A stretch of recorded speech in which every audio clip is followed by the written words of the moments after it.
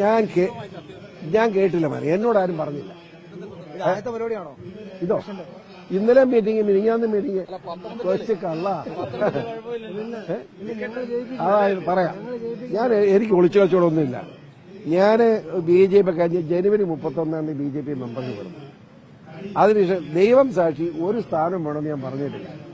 ഇവിടെ പത്തനംതിട്ട ജില്ലയിൽ എന്നെ സജീവമായി പരിഗണിക്കുന്നുവെന്ന് BJPയുടെ നേതൃത്വം പറഞ്ഞ് എനിക്കറിയത്തുള്ളൂ. ഞാൻ സ്ഥാനാർത്ഥിയാണോ സത്യമായിട്ട് എനിക്കറിയത്തില്ല, എനിക്കറിയില്ല, എന്നെ വിശ്വസിക്കും. ഞാൻ സ്ഥാനാർത്ഥിയാണെന്ന് എനിക്കറിയില്ല. ആണെങ്കിൽ പാർട്ടി നിർദ്ദേശം പറഞ്ഞ് ഞാൻ മത്സരിക്കും. നല്ല ശബരിമല ശാസ്താവിന്റെ മണ്ഡലം മോശമാണ്, അവിടെ മത്സരിക്കാൻ ഒരു ഭാഗ്യമൊന്നും ദൈവത്തിന്റെ അനുഗ്രഹം. സംശയമുണ്ട്. പിന്നെ ഐസക് ധൈര്യമായിട്ട് ഇറങ്ങണം. ഇവിടെ 4 ലക്ഷം കോടി രൂപ കടമുണ്ടാക്കി വെച്ച് കിഡ്നി കച്ചവടം നടത്തിയവരാ. ഇവരെ നാട്ടുകാർ അടിക്കും. വോട്ട് ചെയ്യാൻ ചോദിച്ചാൽ വോട്ട് ചോദിച്ചാൽ ഐസക് ആലപ്പുഴക്കാരൻ എന്തിനാ പത്തനംതിട്ട വരുന്നത്? ആലപ്പുഴക്കാരൻ ഐസക് ഈ രാജ്യത്തെ കുട്ടിച്ചോറാക്കി ഏറ്റവും വലിയ കടക്കണിയിലാക്കിയ ഐസക്കല്ലേ. കിഡ്നി എന്ന് പറഞ്ഞ് ഇടപാട് തന്നെ കൊള്ളയാ. അതിന്റെ ആളാരാ? ഐസക് ഉണ്ടാക്കിയ കിഡ്നി. ഇങ്ങോട്ട് വന്നേക്കട്ടെ, ഞാൻ ചേർപ്പിച്ച് തരാം. അത് പത്തനംതിട്ടക്കാരൻ മടുത്ത ഒരു കേസ് കേട്ട. അതല്ലേ അയാൾ ഈ പറഞ്ഞ പോലെ അയാളുടെ അനിയൻ ഇലക്ഷൻ ആയില്ല, അതുകൊണ്ടാണ്. അനിയൻ പൂഞ്ഞാർ സർവീസ് ബാങ്കിന്റെ സെക്രട്ടറിയാണ്. ഒരു ദിവസം ഓഡിറ്റ് ചെയ്യപ്പോൾ 8.5 കോടി രൂപ കാണുന്നില്ല, അയാളെ ഡിസ്മിസ് ചെയ്തു.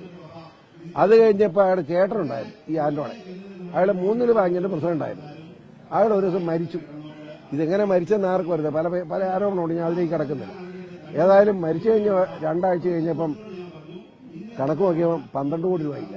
അതും അങ്ങനെ സഹകരണ തട്ടിപ്പിന്റെ ആശാനാണ്. അപ്പൊ അതുകൊണ്ട് ഞാൻ കൂടുതലൊന്നും പറയുന്നില്ല, അതൊക്കെ ജനങ്ങൾക്ക് അറിയാവുന്നു. ആര്? ഞാനോ?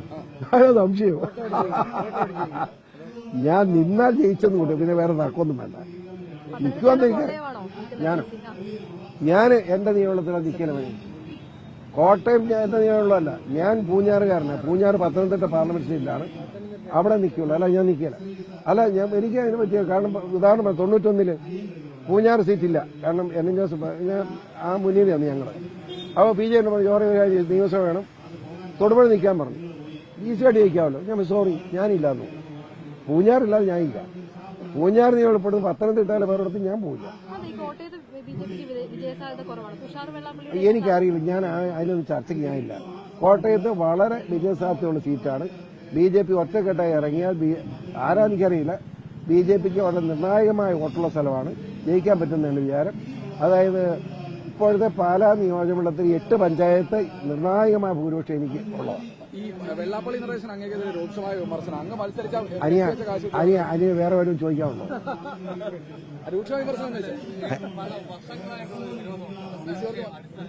അങ്ങേർക്ക് ഞാൻ അതായത് ശബരിമല അങ്ങേർക്ക് വാഗമണ്ണിലെ ഒരു മുരുകമ്മലയുണ്ട്, അത് പാവപ്പെട്ട ഏത് സമുദായത്തെ ഉണ്ടുണ്ട്.